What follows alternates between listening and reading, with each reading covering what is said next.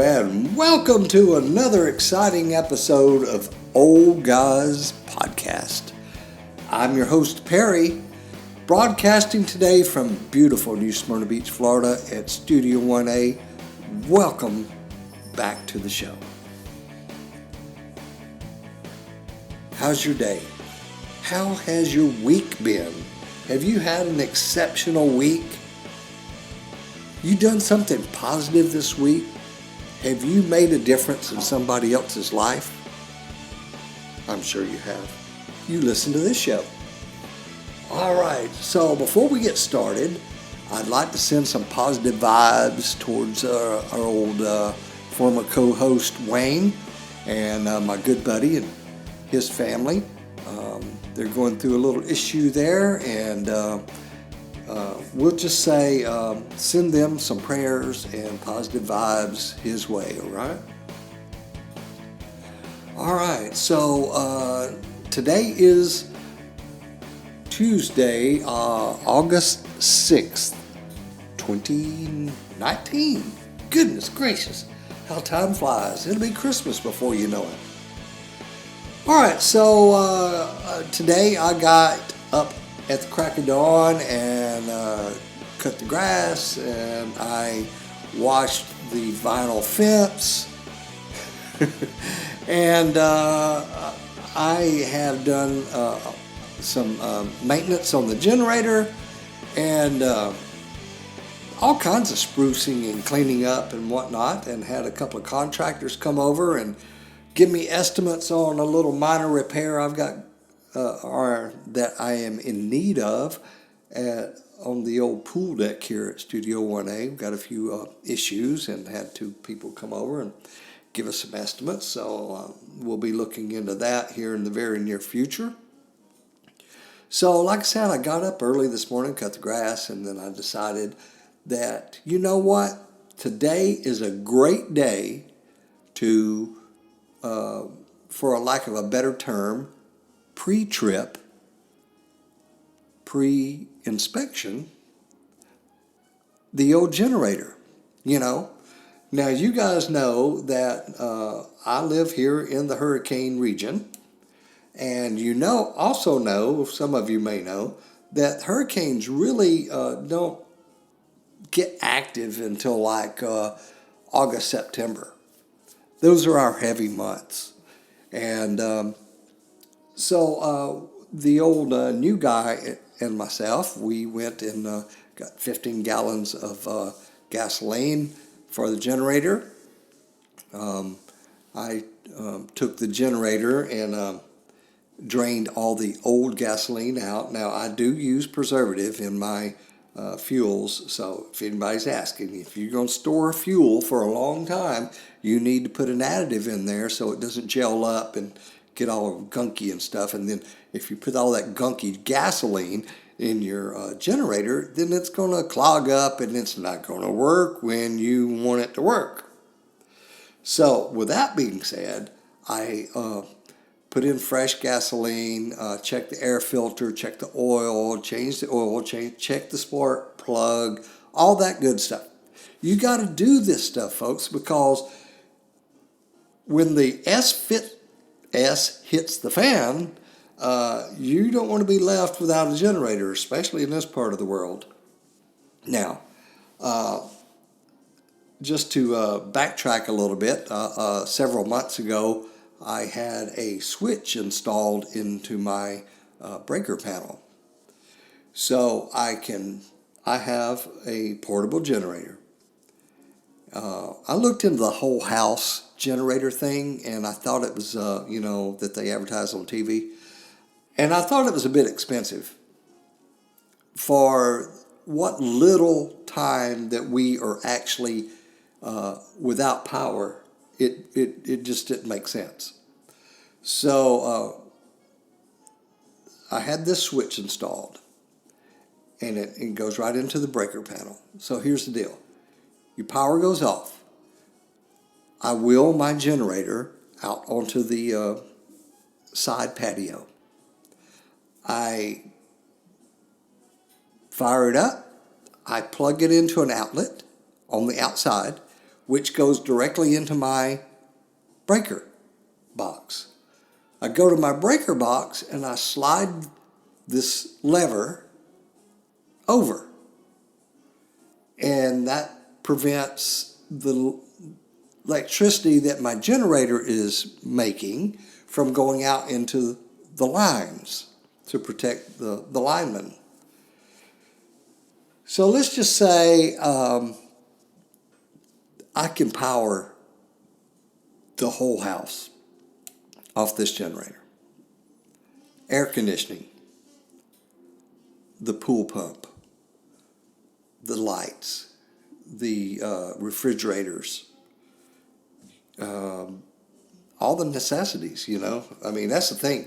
When you're sitting here without power after a hurricane, the first thing that hits you is the heat, because you don't have AC and your ceiling fans aren't working. You can't go out and buy box fans and use them because you have no power. So you sit there and you sweat and sweat and sweat. Guess what? Now I've got AC. I got smart. My refrigerator, like I said, my beer refrigerator, my food refrigerator, they will be powered. I don't have to worry about losing food. I don't have to worry about drinking hot beer. And secondly, or actually thirdly, is lights. You need lights. Now, you may not have TV, but you're going to have lights. I mean, you know what I'm saying? You're not going to have cable TV. I have a antenna installed in the attic, and I can get all kinds of local channels just off of that. So I can keep up to date with the news and what's going on, and have my electricity, and I'll be sitting here quite comfortable. So it's very important that you guys maintain your generators way in advance of needing them. Now, like I said, hurricane season starts the 1st of June, but in this area, they don't get really active until like August, September, sometimes even into October, because hurricane season doesn't technically end until the 1st of November. Excuse me. So you never know when you're going to need it. Now, like I said, I checked the air filter, I changed the oil, I checked the spark plug, I drained out all the old gas, and I put in new gas with preservative, and I'm ready to go, man. Bring it on. We recently installed storm windows, so there's no need to put plywood on our windows any longer. We have a new roof, we have a new generator, and we're set. Just bring on the beer. Y'all welcome. Come on over. I got power. But I just can't stress the importance of being prepared for hurricanes, especially if you guys have moved to into a hurricane region, wherever you may live, and maybe you're from Michigan or Ohio or Iowa or Idaho, and you've only seen hurricanes on the news, and it scares the bejesus out of you. Nothing to be scared about, you know. If it's a big hurricane and it's headed right towards you, guess what? You need to evacuate. Have a plan. See which direction the hurricane's going in and go in the opposite direction, and get on the old Trivago or something and find yourself a hotel along with the 20,000 other people that are evacuating, or actually 20 million people. And while you're sitting in the traffic jam on I-95 or I-75, you can be booking yourself a hotel room in Atlanta, Georgia, or somewhere. So anyway, be prepared. Have things in stock at home. Don't be one of these people though at last minute and run out to the store and get water and bread and milk and all that stuff. Kind of be prepared, especially this time of year. You never know when one's going to pop up and it's going to be running full speed ahead right at you. All right? So, obviously, if you don't have storm windows, you need plywood to cover all your windows and doors. Now, there are a number of fastening hardware out there. I'm not going to go into all of that. You guys go and get you some plywood, measure your dimensions of your window openings, and put the plywood in there. And don't wait till last minute. I mean, for years and years and years, I have had plywood pre-cut and sitting in taking up some space in my wonderful garage, by the way, just sitting there on the off chance that a hurricane's going to head this way and I need to board up the windows and the doors. So be prepared way before a hurricane comes. Don't be one of these people they show on the news cutting out there with a saw, cutting plywood on your windows, because you can do that right now when there's no harm or no storm in sight. All right? So have your first aid kit and fire extinguishers, and just be prepared. You never know what's going to happen. Have a plan and let your friends and neighbors know what your plan is. Okay, so don't just say, okay, we're going to evacuate and haul butt. You might want to let your neighbors know so that if your house gets blown away, they won't be worried about you and out there searching through the rubble, right? They'll know, oh, Jim and Jane, they left. Took the kids and the dog, and they're gone, man. All right, so let's get into this. What are you drinking today? Well, that's the old thing that we always did. I am drinking a Lagunitas Maximus. I haven't had a Maximus in a while. It's an 8.2 IPA, and it's very, very good and goes right to your head.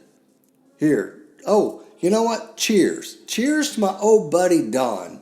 I miss the hell out of you, Don. Don died a couple of years ago, and the old neighborhood in his old house hasn't been the same since.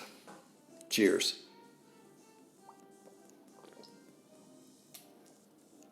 Oh, yeah, that's good. All right, so, all right, what else did we do? Now, got the generator. It's ready. We've talked about that. We've talked about hurricane preparedness. You know what's in the news a lot here lately? Shark attacks. Let's see. Can I do that different? Shark attacks. Yes. If you guys do any research or you watch the news quite frequently, you may have heard of beautiful New Smyrna Beach being called the shark bite capital of the world. This is true. Now, do we have great whites out there circling and biting the crap out of people? No. Are there great whites out there? Yeah, occasionally. Most of these bites are from tiny little nurse sharks. If you'll look at Google Earth at New Smyrna Beach and look at the beach area, you'll see that we have an inlet there with a lighthouse. And on the north side of the inlet, there's this rock jetty that goes way out into the Atlantic Ocean. And on the south side of the inlet, there's a rock jetty that goes out into the Atlantic Ocean. Now, several episodes back, you and I were there at the beach at the jetties, so you saw those. Now, Because of those jetties being in the position that they are, there is a great amount of bait fish that's in that area. That's why fishing at the jetties is one of the best places in this whole area to go fishing because of all the bait fish. The little fish, the big fish feed off of the little fish, right? So, oh crap, I lost my train of thought. So, don't laugh at me. All right, so you got these fish out here. Now, also, this particular spot where the South Jetty is in New Smyrna Beach, that happens to be the best area around to surf. I'm no oceanographer. I can't even pronounce it. But for whatever reason the Lord made it, that is a perfect spot to go surfing. Now you got all these guys out there and girls surfing, and you have all this bait fish underneath them in the water. Now, a nurse shark or whatever it is, whatever type of shark it is, they're attracted to the splashing and things like that in the surf, and think, oh, there's a little fish. Go eat that sucker. That's what happens. Well, occasionally they're going to mistake a hand or a leg or an arm for a bait fish. Or maybe they're going after the bait fish, and just at the last second, the bait fish zigzags and they clamp right onto your arm. Now, I've lived here for over 35 years. Wayne's lived here his whole life. This beach has always been the shark bite capital of the world because of that reason. You got all these fish swimming in the sea right here by the jetty, and you got all these surfers enjoying the surf. It's inevitable that it's going to happen. That's why New Smyrna Beach is the shark bite capital of the world. So now let's look at the news, people. Oh, a shark attack happens in New Jersey. A shark bite happens in North Carolina. Oh no, a shark bite happened in New Smyrna Beach. Wow, the sharks are taking over. Oh, it's unsafe to get in the water. It's shark bite capital of the world. Oh, no, it's not like that. But news is slow. They have to sensationalize things. They have to scare the bejesus out of you. That way you tune in and watch the next news episode or the next news cycle. And it's just a vicious cycle that these people live and broadcast under. You won't find any of that here. No fake news here, that's for dang sure. All right. So that is why that happens. All right, man, we're making progress today. We learned how to, that we need to maintain our generators, be prepared for hurricanes, and don't believe the BS about shark bites. Yeah, it happens. It doesn't kill anybody. It doesn't take their arms off. It's just a bite. Because it's a little tiny nurse shark.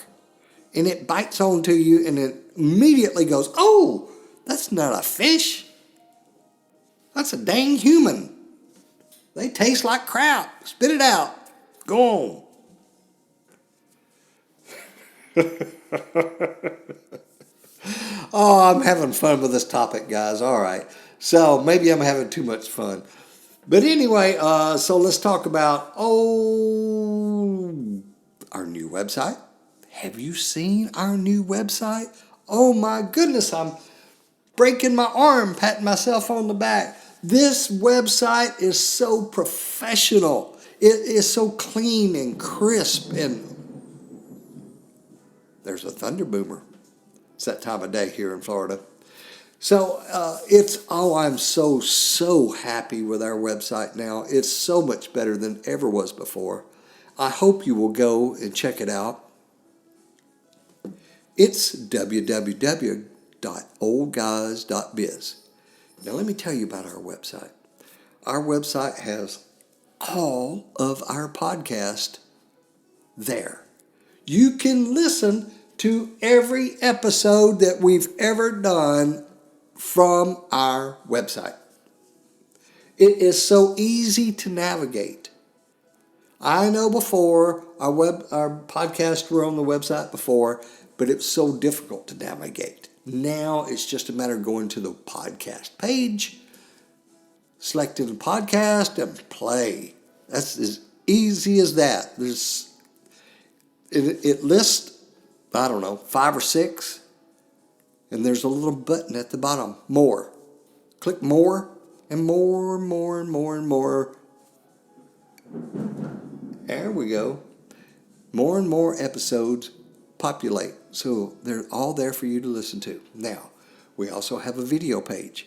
I'll be very honest, right now we only have 3 videos on there, but I'm working on it slowly. And speaking of videos, our last week's episode, I smoked a Boston butt and made a video of it. And oh man, listen to that rain. That's Florida, folks. That's what it's like living in the tropics. This time during the summer, just beautiful. 10 minutes from now, it'll be all over. Okay, so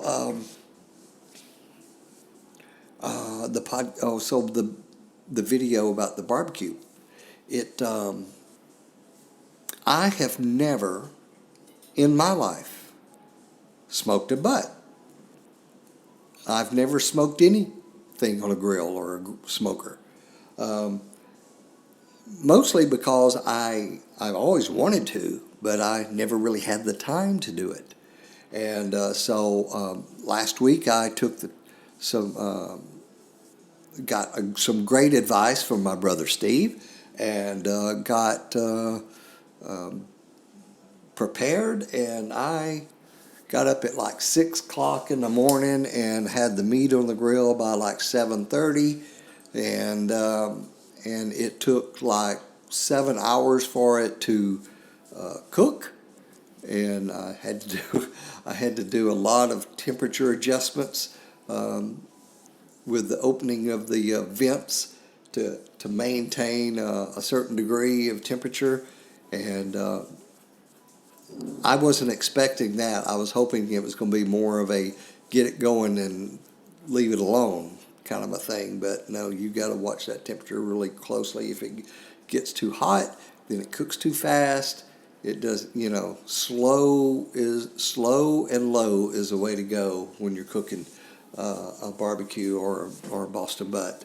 And well, anyway, the end result was it was delicious. I only made a 5-pound, or cooked or smoked a 5-pound piece of meat, and that was more than enough for the wife and I, and we still have some left over. We've been eating barbecue like crazy. Oh yes, it's really coming down. Listen to that. The palms are swaying out the window here of Studio 1A. You can hear the rain pounding out there. An occasional thunder. So, The barbecue video is on our website, along with a couple of others, and there will be more coming. And also, if you just click on the link there at the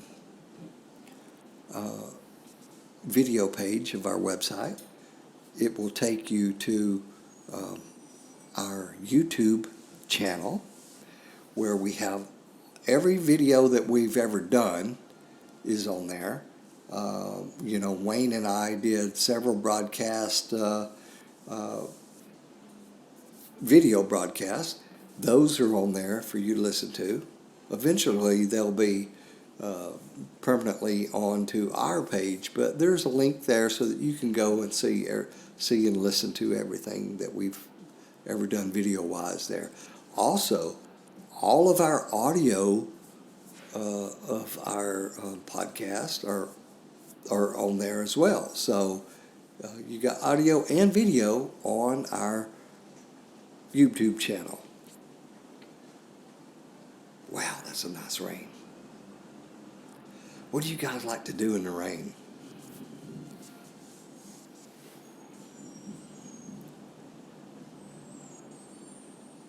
Listen to that. No, seriously, what do you like to do in the rain? I mean, I hate fishing in the rain. It starts raining and I love to fish, but it starts raining while I'm fishing, I'm packing up and going home. Obviously, you can't swim in the pool because of the lightning. That'd be kind of dumb. You can't run around naked in the front yard and shake your business at the neighbors. They'll call the cops. Sleeping is good. Watching old movies. Clicking on Showtime and watching an old classic movie or even a modern movie that you've seen 1,000 times, but man, that's a good movie. I gotta watch it. Okay, that was a little close. Oh yeah. So anyway, back to the website. At the bottom of every page of our website, at what they call the footer, there is a comment box. Yay! So now you guys can post your comments, give us 5 stars or whatever, and your comments, if sorry, I got distracted. There's an unmarked van riding down the street. It might be the CIA looking for me. Let's just be quiet for a second. Maybe they'll go away. So on our oh no, they're looking at me now.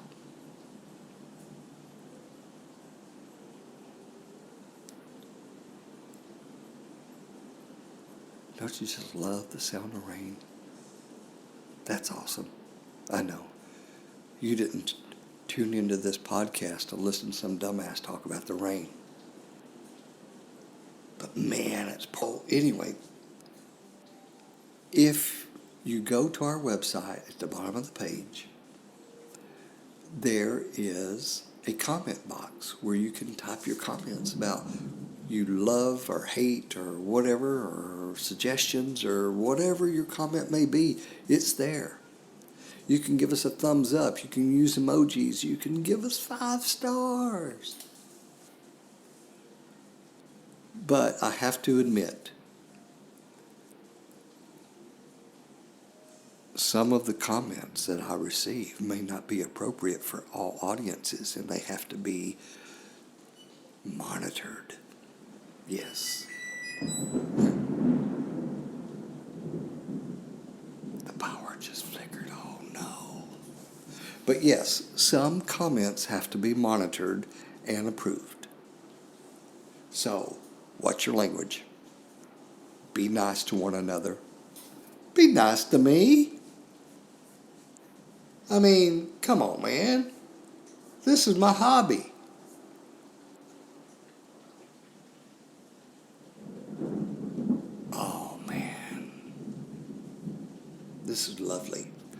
So anyway, I invite you all to check us out on our website, www.oldguys.biz. Check out our Facebook page, Old Guys Podcast. Check us out on Instagram.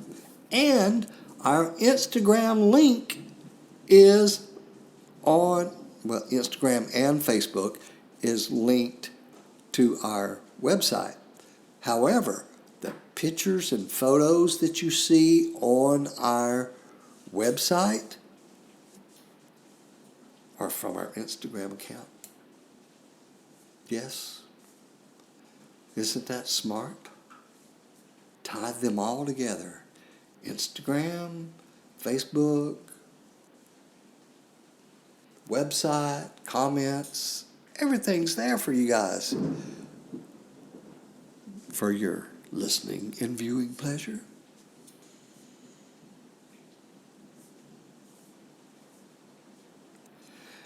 Now, some old business.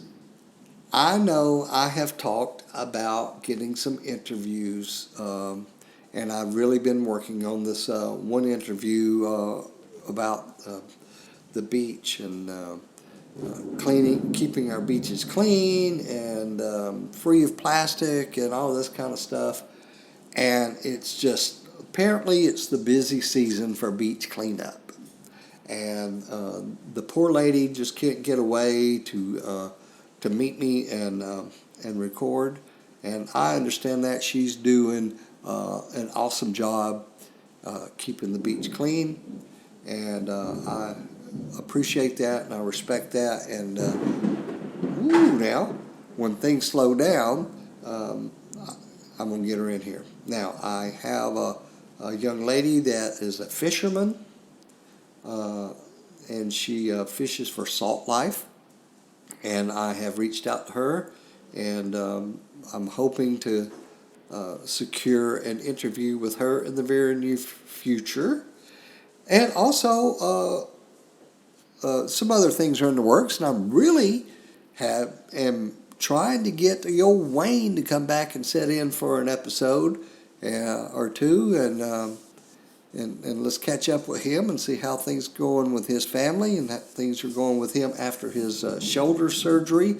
We haven't heard much from him since the shoulder surgery, but he is doing well. He's out and about. He doesn't do as much hairstyling as much as he used to do, but he's still a travel professional, and he's still one of my really, really good friends, and he'll get in here very soon.